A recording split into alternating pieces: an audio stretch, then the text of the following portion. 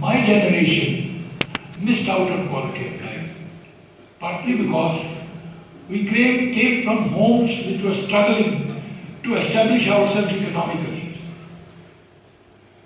We were running a race against time to overcome poverty, to create more resources so that family members can be taken care of. And we were coming from large families. We had to take care of large families. I myself am born into a family which had 11 children. And I could see my mother and my father struggling to put resources together to educate so many children. So in our literature, in fact, we say that we never grew young. If you ask me, did I ever become young? I don't know. And the term used for me was Booda Bacha. We call our children old because we cast them into the role of adults very early.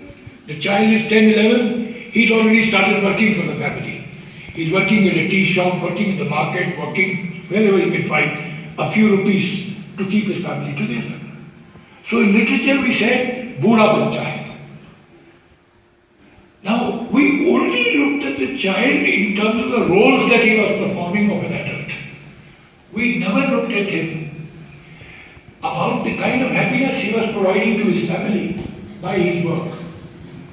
Think of the happiness of a mother when her child brings a few rupees home which she needs badly to put it together. I remember I started my life when I was in class 8 or 9. I used to write account for a named Setji.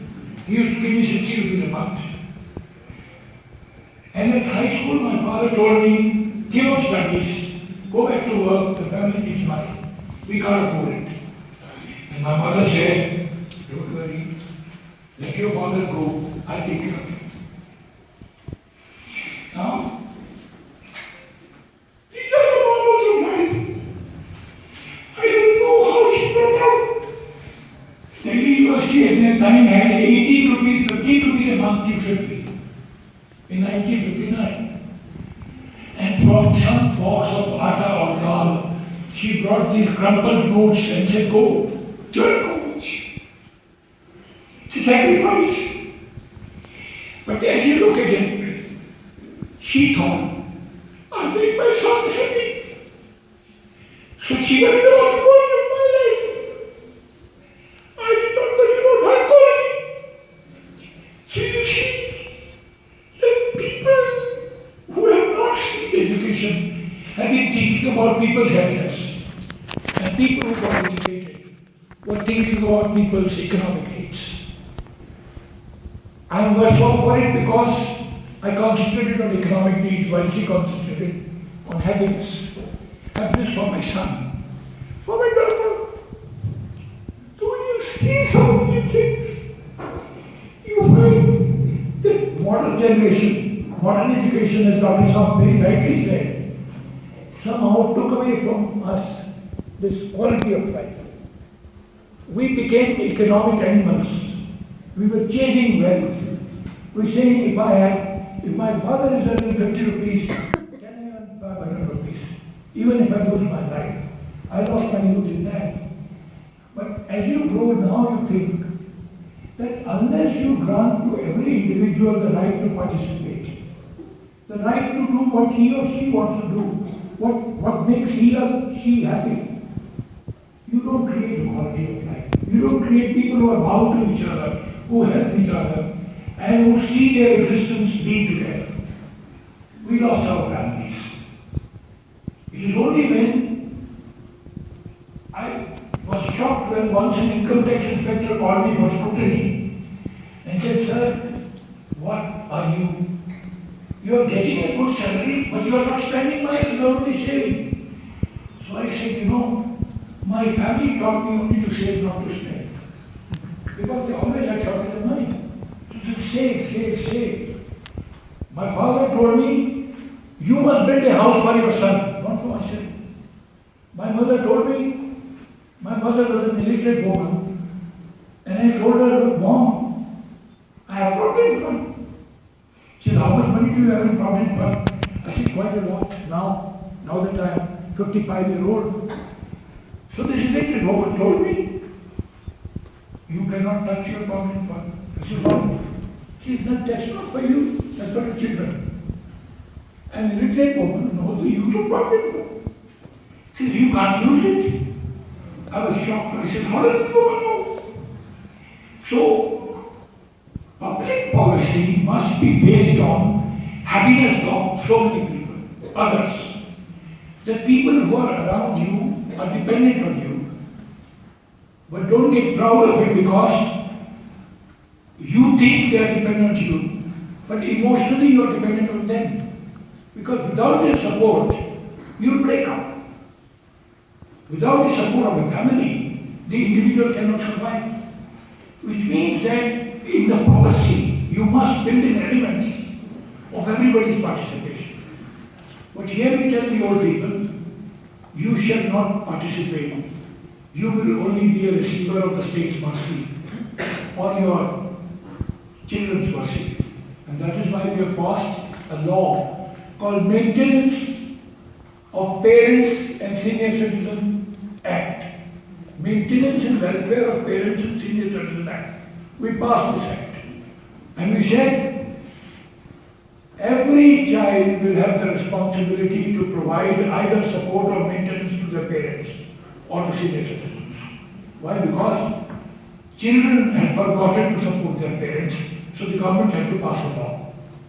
And then we added a second clause to it.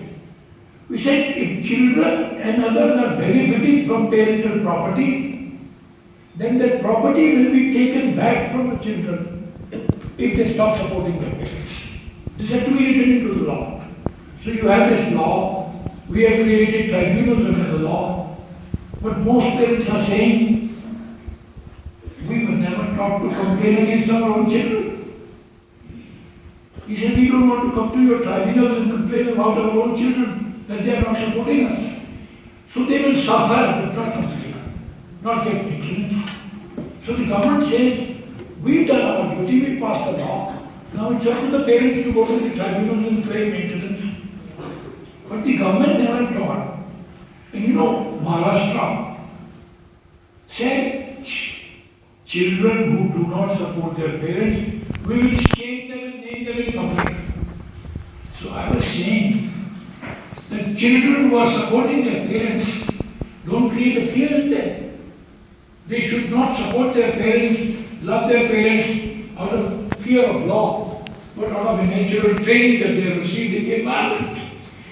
So you see, unless you grant the principle of participation and not replace it by the principle of coercion, what kind of a public policy can you have?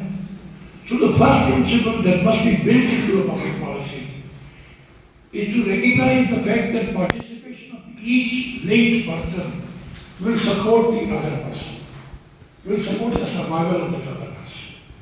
That principle must be inbuilt into the policy. But the state, unfortunately, has not built into it.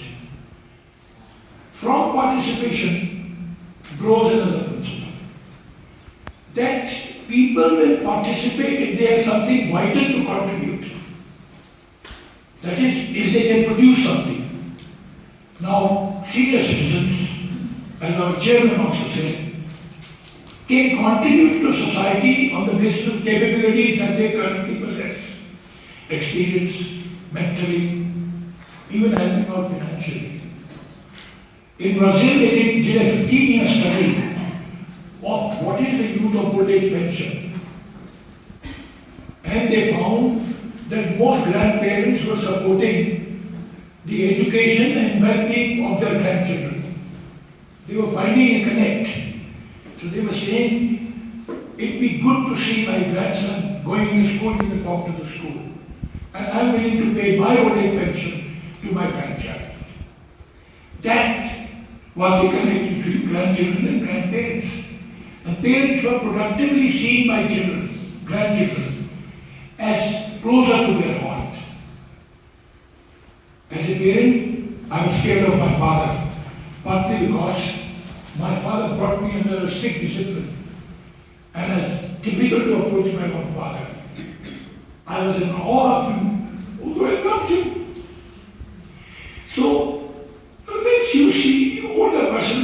productive being, you will never grant in participation. Now, if you see unproductive, you will readily grant in participation. This third principle that becomes very vital to any public policy is everyone is not alike. You must decentralize. Different people have different capabilities, different people are caught in different circumstances, and according to those circumstances they are contributing. So if you see them in different circumstances, if you look at them decentralized, I gave you the example of Amravati, where this farmer could not make his son happy, and the son was compelled to pass a judgment. But most assets of in rural areas, who are the chowkidars, who are the guardians, who are the watchdogs, the parents. The son goes away to Bangalore in search of a job, and the father takes care of the few assets that are left at home, and he keeps them together.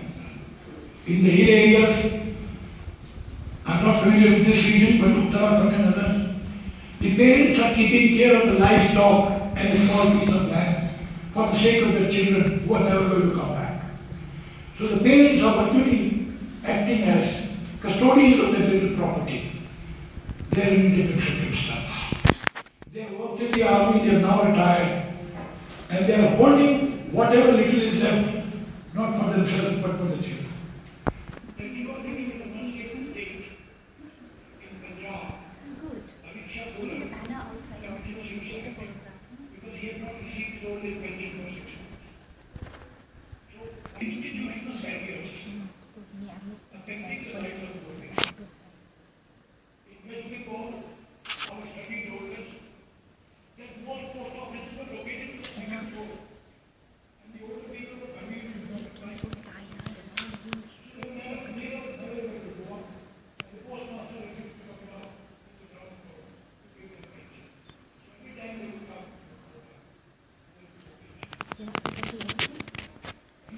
Take this land and go up, which means that whoever built it here was sensitive that they will have someday older people also coming to this university.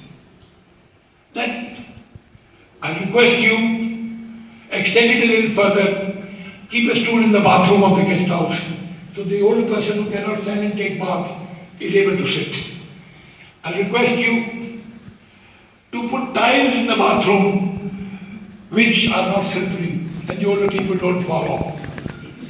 Small things. You sit in the shade pot and you cannot raise your body. Keep a bar on the side so this old person can get up. It just does not apply to old people, it also applies to women caught up in reproductive situations. They cannot get up.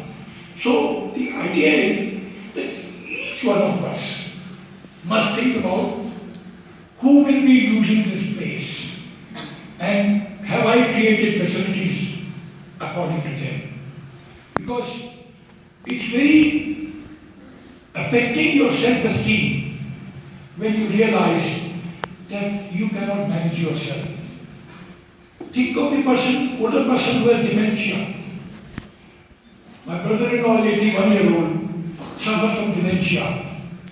So he doesn't want to go to the same park where his friends are going, because these friends once saw him as an active person. Now they see him as a helpless person. So he says, I must avoid contact with those who saw me in my better days.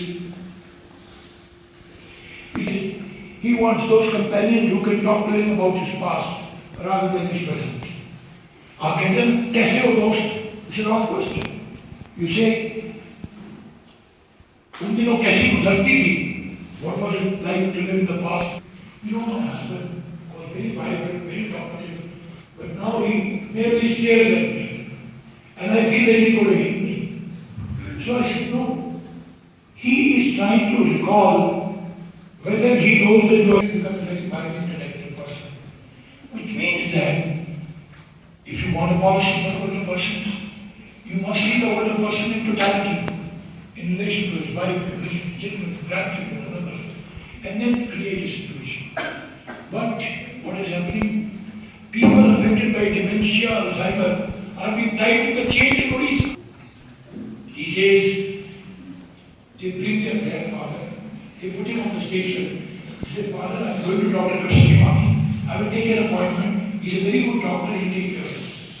They never go to Dr. Krishna Swami. They go back to their village Dr. Mukherjee. But the day he collapses, half ill, they send him.